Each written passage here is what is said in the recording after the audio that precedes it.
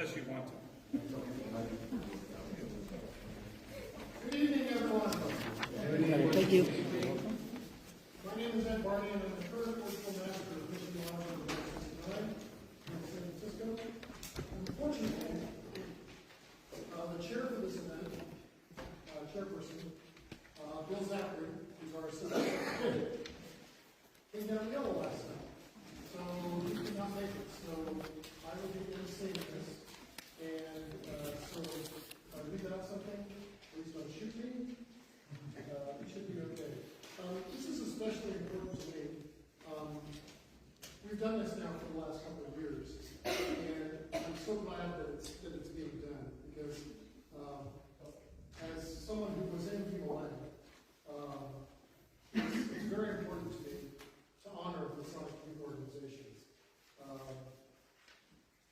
You're our future, and you're the folks who are getting all of the instruction early on that, quite frankly, every young person needs in this country and throughout the world. And all of these organizations are international. It's been amazing to me to see the growth of Himalaya itself in foreign countries, Romania, Brazil, all sorts of countries all over the world. And it's being adopted very, very heavily. Hopefully, we see a big spurt in the United States because we need to make that happen. These organizations, when I first came into Himalaya, there were 5 Himalaya chapters in San Francisco, and now there are none, although there's soon to be one.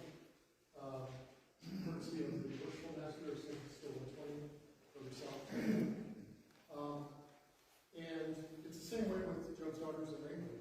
Up and down the peninsula, when I was a kid, every single city had a Bethel, every single city had an assembly, every single city on the peninsula had a Himalaya chapter. And we need to get back to that, because like I said, it's needed now.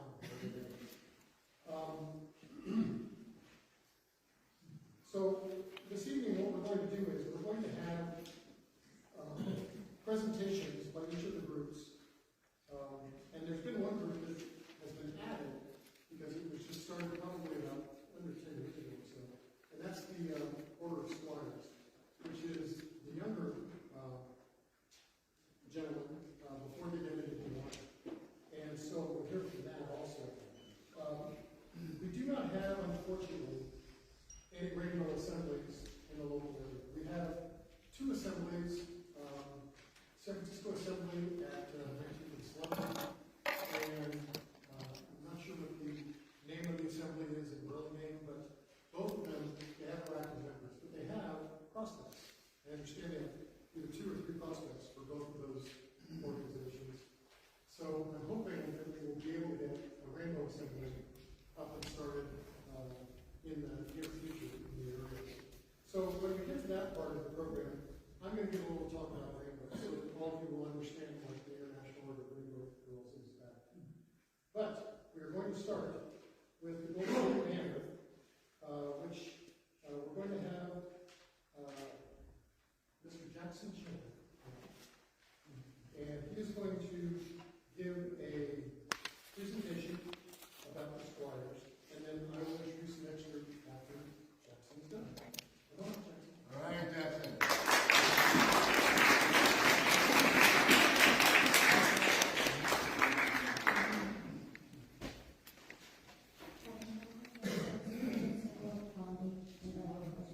So let me share with you what I've learned by being a squire in Ontario. Long ago, in the times of ancient Templar, young men sought out older, wiser men from newly given land. These men would teach them how to become better men and better leaders among their own ranks. These squires looked for Himalaya brothers for their guidance and mentorship. We hope to rise from the ranks of our squire banner and one day become Himalaya brothers chapter. Just as in the legend of King Arthur, we use the round table to show equality among our ranks. We do have odds to show leaders in our band, but as squires, we learn to value the thoughts and opinions of others even if they differ from our own. The cross reminds us of the Knights Templar, built as squires to take on the role of attributes. Helmet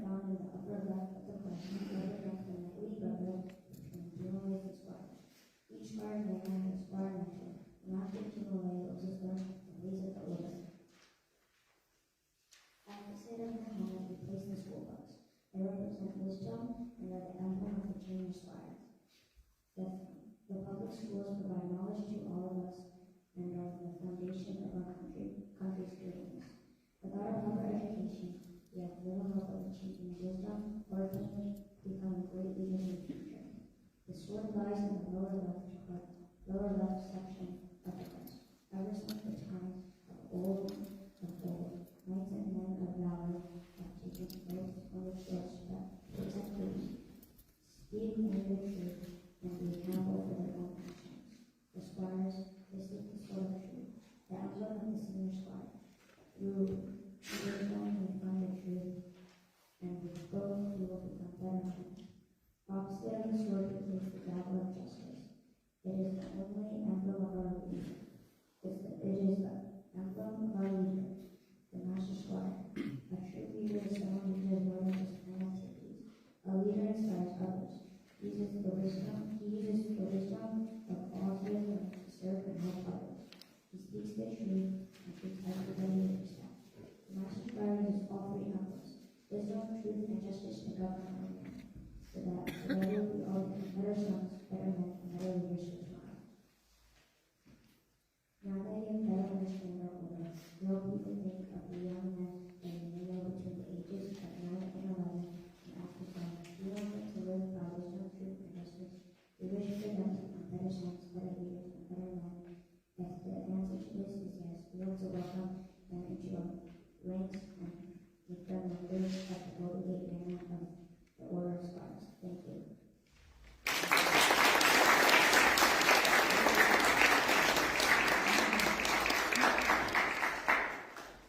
So Jackson told me earlier that he was nervous.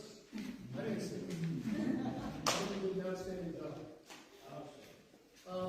As he mentioned, he's a member of Golden Gate Manor of the Squires. There's different manors throughout Northern California, through the Northern California Gateway Association. And as he mentioned also, they're 9 to 11. Since COVID hit, all of their meetings have been usually on Mondays in the afternoon, and they do them by Zoom. So it's very easy for the boys to join.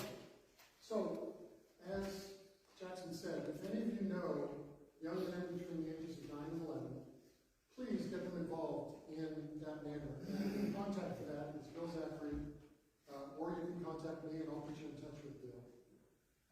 But they really need more members at this point, like all the youth groups do. We appreciate your assistance on this. Next, we're going to transition to Bill's daughters. We're lucky we have 2 Bethels here this evening.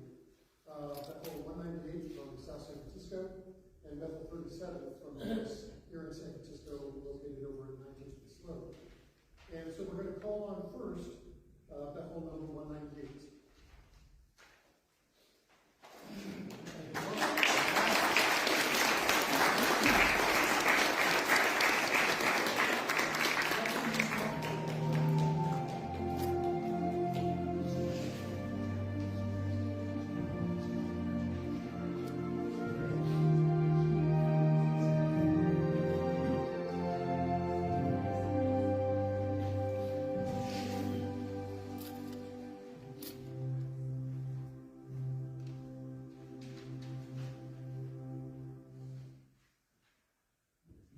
Daughters, a story of heritage, virtue, and young women who learn to lead. When people talk about the Masonic family, they often think of the lodge, dependent bodies, and if they were fortunate enough to grow up around it, the youth organization that shaped so many of us. One of the most remarkable of those organizations began in 1920, not in a grand cathedral of Freemasonry, but in the living room of a master mason's wife in Omaha, Nebraska. Her name was Ethel T. Weekmick. Though generations of young women would come to know her simply as Mother Nick. At the time when opportunities for young women were limited, she saw a need. Daughters and granddaughters of Masons, she believed deserved a place where they could learn confidence, purpose, and leadership, just as young men of Demon labored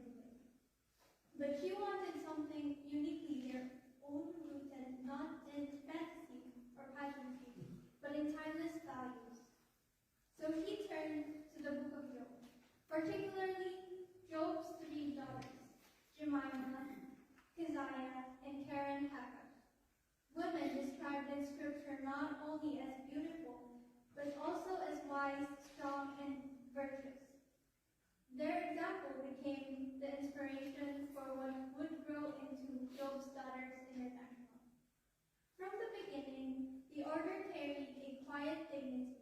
Its teachings were not invested in legends, but real moral lessons. Faith under pressure, patience in adversity, the strength that comes from a steady heart.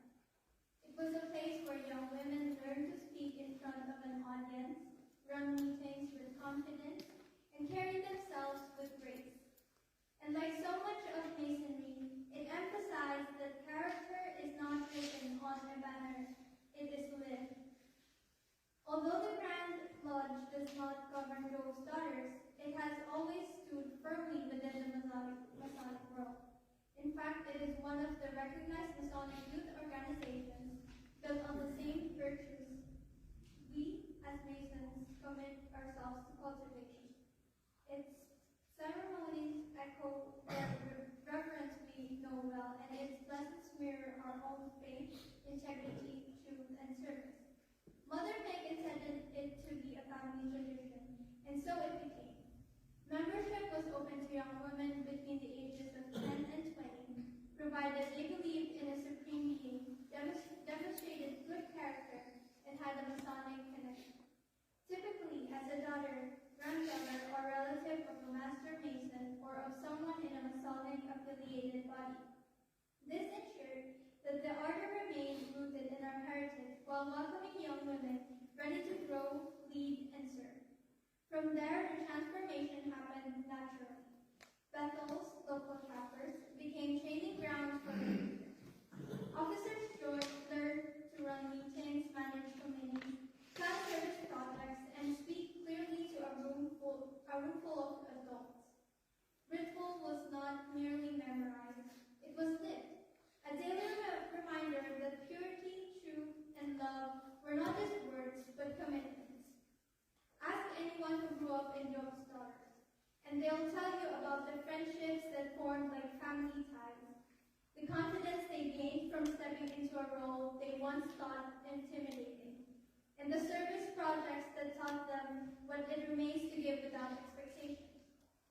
From that first living room in Omaha, the organization grew across the United States, into Canada, Australia, Brazil, the Philippines, and beyond. Yet the heart of Job's Daughters remains exactly what Mother Meg envisioned over a century ago. A place where young women connected to the Masonic family discovered their voice, strengthened their character, and learned how to shine in a world that never stops testing them. It is, in many ways, one of the most beautiful extensions of our Masonic heritage, not because it teaches our rituals, but because it teaches our values. And for more than 100 years, those values have shaped young women into leaders, mentors, and pillars of their communities. That is the legacy of Job's Daughters. It began with a simple idea from a woman who understood that daughters of Masons deserve a place to grow their own life, one they will carry with them for life. Good evening. My name is Cheryl Anika, daughter of Emilio Alinea from Burlingame Lodge 400. And my name is Sharmina Adelia, the daughter of Emilio Alinea from 288. Our Bethel recently participated in building beds with Semper Fidelis number 135 and the Mosaic Lodge number 218. Our girls have been practicing clinically to perform in lodges and also for the upcoming Grand Bethel. We were also invited to do the flag ceremony for the Peninsula Lodge this past Saturday. Lastly, thank you for inviting us here. It's nice to be in this lodge again, and the food is always good. I hope everyone is fully prepared to who we am. Thank you.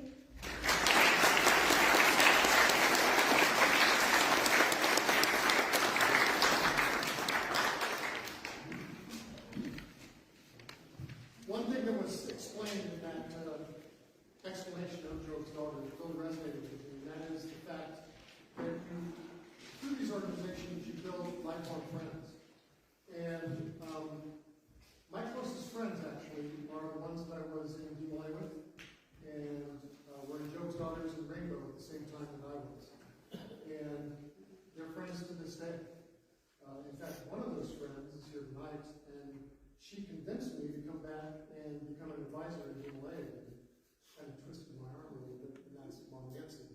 And so thank you for being both involved in Himalayan Job's Daughters, but also for being my friend for all these years. I appreciate it. Thank you. Next, we will hear from Bethel 37.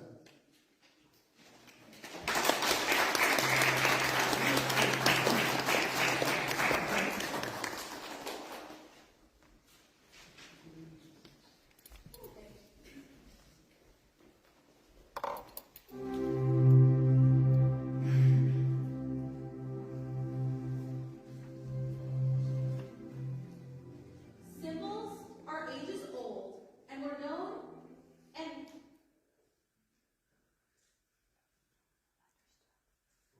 Understood. were known and understood before the buildings of the pyramids. Job's daughters used the symbols found within the pages of the Holy Bible to convey to its members the virtues for which they should strive. Religious symbolism has been preserved through centuries and is worthy of our consideration. However, there is another symbol our order's members should consider that is often overlooked. It is our Bethel robe. Job's daughters are easily recognized by our robes of white, some with touches of royal purple, but most don't know the significance of our attire. The robe is deeply significant to all Job's daughters, for there are wonderful lessons hidden within its folds. Our members will now explain and exemplify the lessons which are hidden within the folds of our Bethel robe.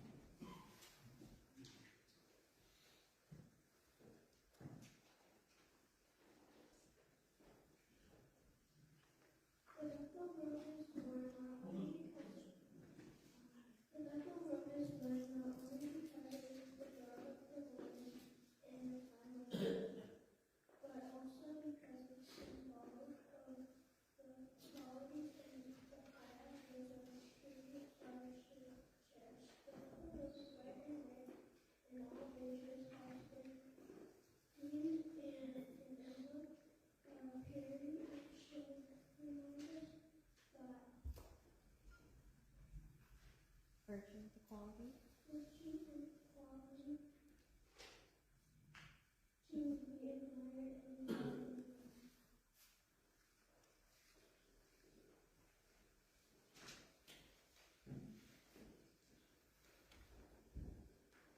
The yoke is a continuous circle. There is no beginning, no end, and no place where it can be broken. It is indicative of life everlasting. The gatherers on our robes represent the many friends that we make in Job's daughters. Like the gatherers on our robes, our Job's daughters friends gather around us and aid in shaping our lives.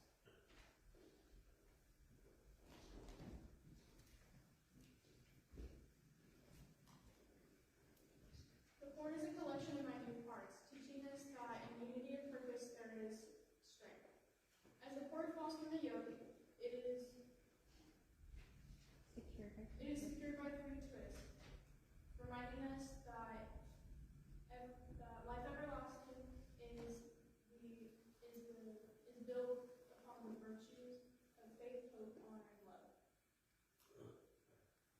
The twists are also symbolic. The twists are also symbolic of praying hands, a reminder that our Father in heaven watches over us all. As the cord is wrapped about the body, it is as though the arms, as the hands of our friends and the master masons who gave us heritage are giving us strength. The cord is tight. The cord is tied in a square knot, admonishing us to face life squarely for future success. When held, the strings form a triangle that ends in love.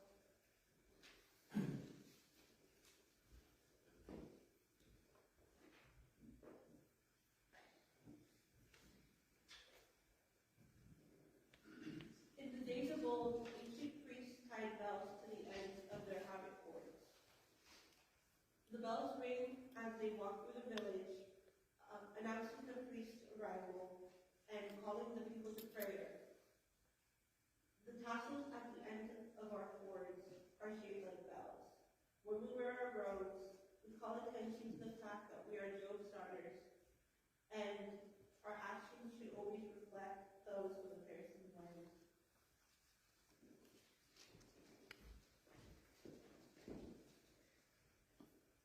The sleeve of our robe forms a square, reminding us that we should always turn our square corners and walk in straight paths. It teaches us that throughout our lives we must remain upright and on the square. Our robe is 3 inches from the ground, reflecting one of the most perfect numbers, as is found in the 3 epics of our ceremony, Job's 3 friends from the east and his 3 daughters. When we wear our robe, we are reminded that we are all daughters under one God, and thus are equal, regardless of our social and economic status.